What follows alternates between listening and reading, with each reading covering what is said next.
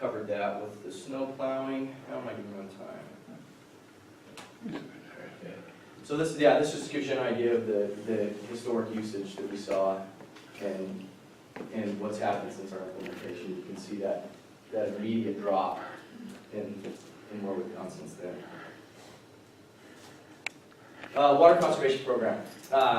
This is really something I'm super proud of. We wrote our water conservation plan in-house. When I say we, I mean Nicole.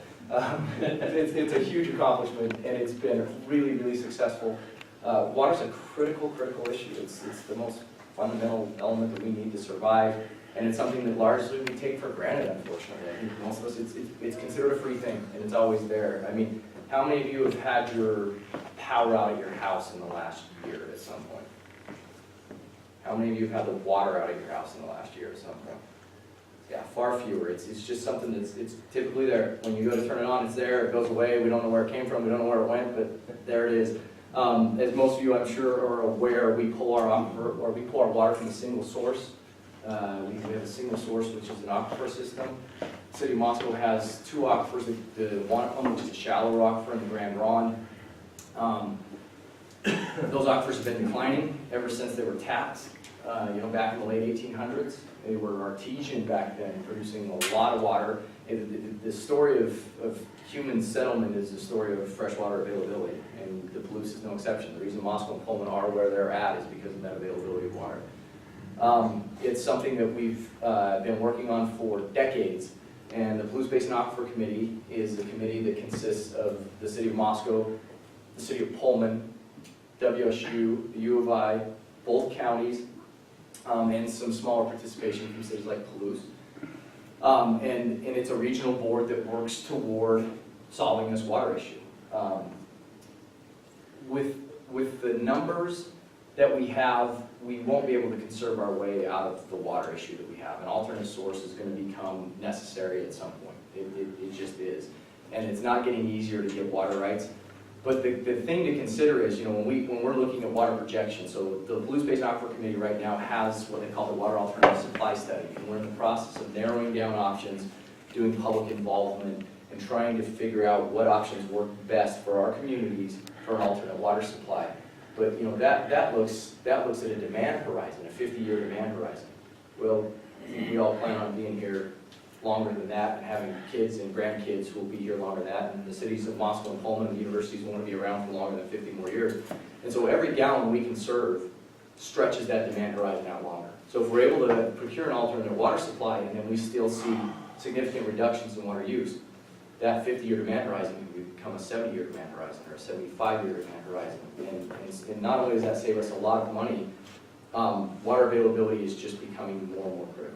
You saw the stories from South Africa a couple years ago, or last year, I guess, last spring at this time was when Cape Town was ready to shut off their municipal water supply. A city of 4 million people just saying, sorry, we'll give you a few liters a day at a distribution point handed out by armed guards. It's a water reality, and we saw what happened in California. I think that we really, on a society-wide scale, we need to change our relationship with water. We have to do it.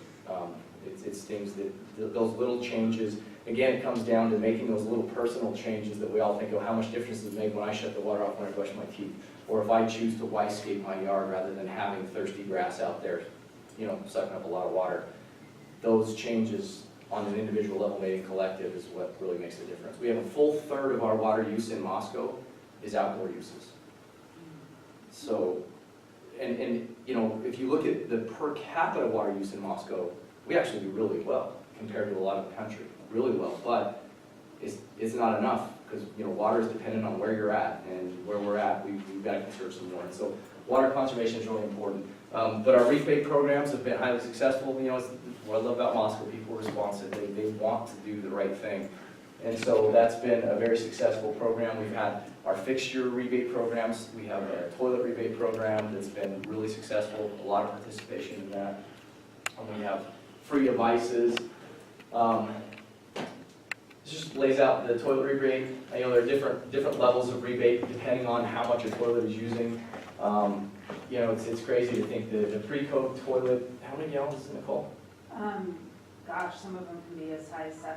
Yeah, so you're going from 7 gallons per flush down to 1.28.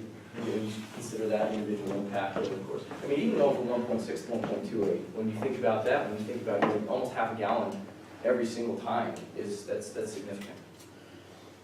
And one of the things that we were proud of is that a lot of the programs, this was a nice part about working in Moscow, a lot of these programs have really stringent review processes, so they're very staff heavy, because we go out and they go out and they physically do a pre-inspection to make sure you're not trying to swindle them on the toilet, and then they come back out and do a post-inspection and make sure it's all, we were able to do it in a lot easier way just because Moscow's Moscow, and it's like, yeah, send us a picture before, send us a picture after, okay, it's great, send us the receipt, and off we go.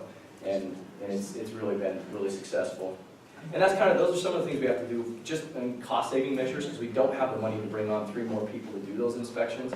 And so we have to be creative and just really trust our community, and the community responds really well to that. You have a question? So this is only within the city limits? Yes. Yeah,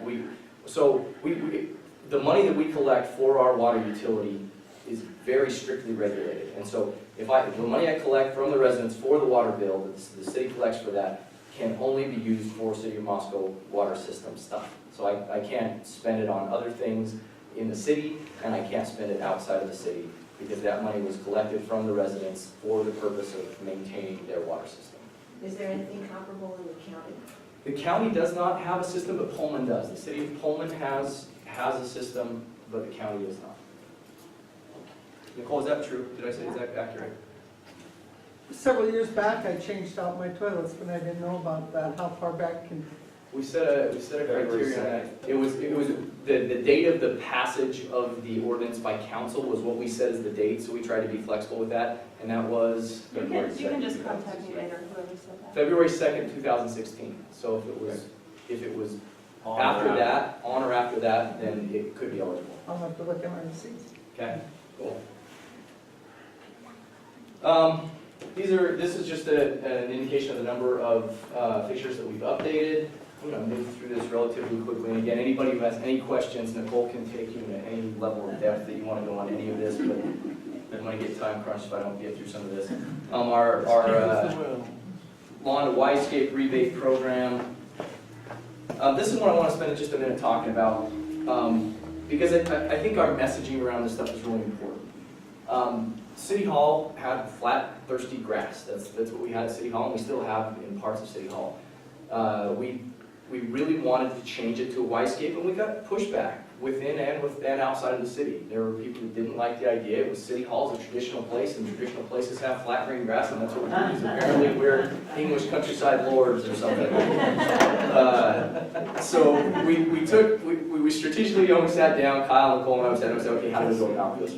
There was the most prominent corner of City Hall where the sign is, and they could never keep the grass green because of the sign. Like, see here in the corner, this is what it almost always looked like. And anybody who tells me that that's gorgeous, I disagree with them. And so what we decided is that we pitched it as a pilot project. Instead of going after the whole thing, we said, let us just do this corner. Parks, you guys struggle to maintain this anyway. And anytime there's a change in what something's going to take, our Parks Department knew how to maintain flat green grass. They sent a guy out of nowhere. They know how to do that stuff. Anytime there's a change, there's some trepidation. We understand that. So we worked through. So we've got a pilot project. We'll take care of the maintenance as we get it established, and then we'll track it. We'll closely track all the inputs, and we had them track their inputs into the flat grass.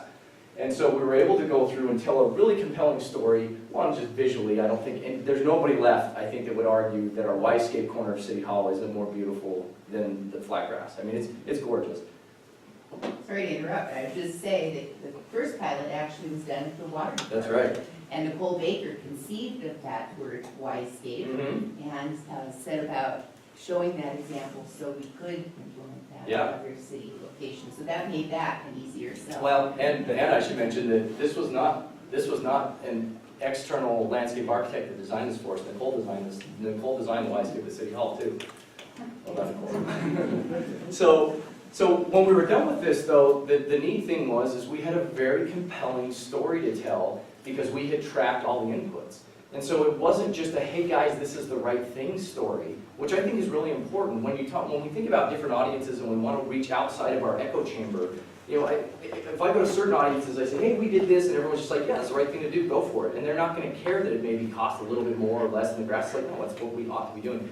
But there are a lot of audiences where that message doesn't resonate, and we have to consider that if we wanna make meaningful change. And so we tracked everything, and what we were able to do is go back to city council, and we were able to show them how much cheaper this is.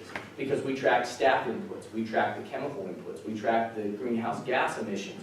And so we were able to show that it's cheaper to do the Y-scape, that it has a significantly cheaper, a significantly lower impact on our aquifer, and a lower impact on our greenhouse gas emissions. It became a no-brainer. To the extent that I had Walter Steed in that council meeting, and many of you probably knew Walter Steed, who's a longtime councilman in Moscow, he said, Tyler, can you tell me why this is the default?